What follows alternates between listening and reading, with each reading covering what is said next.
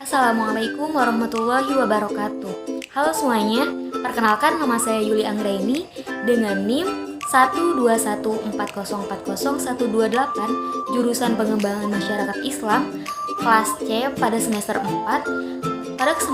Pada kesempatan ini saya mendapatkan tugas ujian akhir pada mata kuliah retorika dengan dosen pengampu Pak Dr. Haji Aang Ridwan MAG, yang ditugaskan untuk mereview buku yang ditulis oleh beliau pada mata kuliah retorika. Nah, yang dimana judul bukunya adalah Filsafat dan Etika Dakwah. Sebelum saya mereview tentang buku ini, saya akan memperkenalkan identitas pada buku ini. Buku ini ditulis oleh dosen pengampu mata kuliah retorika, yaitu Pak Dr. Haji Aang Ridwan MAG. Buku ini juga diterbitkan pada tahun 2022 dan diterbitkan oleh Simbiosa Rekaman Media dengan halaman 148 halaman. Buku ini juga terdapat 6 bab. Nah, bab yang pertama adalah pendahuluan, dan 4 bab yaitu pembahasan atau isi, dan bab yang terakhir adalah penutup. Mungkin itu saja ya buat identitas buku ini. Nah, sebelum saya mereview isi buku ini, saya akan memperkenalkan penulis buku tersebut. Penulis buku ini yaitu Dr. Haji Aang Ridwan MAG selaku dosen pengampu pada mata kuliah retorika. Dan beliau juga adalah ketua jurusan Komunikasi Penyiaran Islam yang biasa disebut KPI.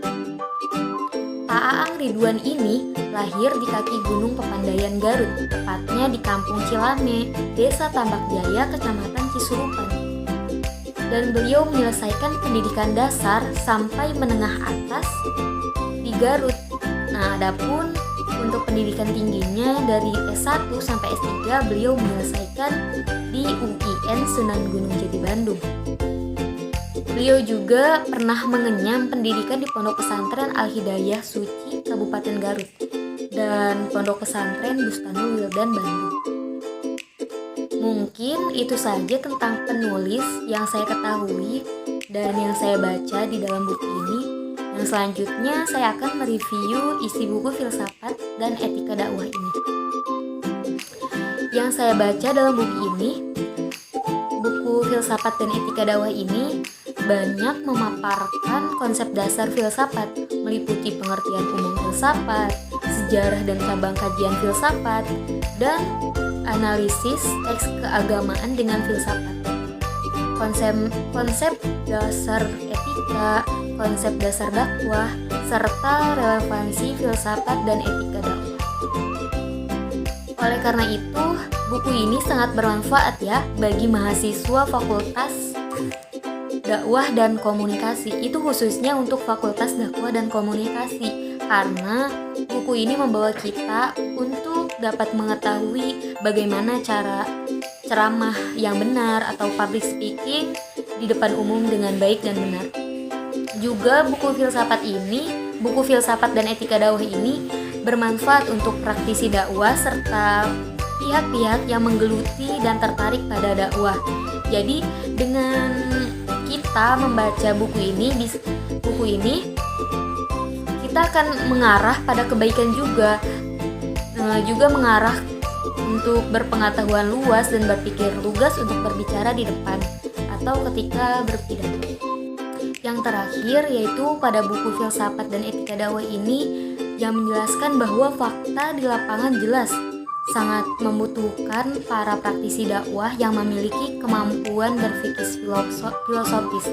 Nah, dan kita dapat mengetahui ada banyak ayat Al-Quran yang memerintahkan manusia untuk berpikir, melakukan observasi, menyelidiki, dan menganalisis berbagai fenomena yang ada di alam. Yang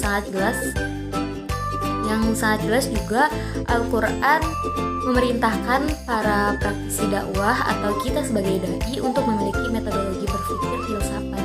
Maka dari itu untuk khususnya Fakultas Dakwah dan Komunikasi, kita sebagai para dai disarankan untuk bisa membaca buku filsafat dan etika dakwah ini agar kita bisa berpengetahuan luas dan mempunyai kemampuan untuk berpikir filsafat.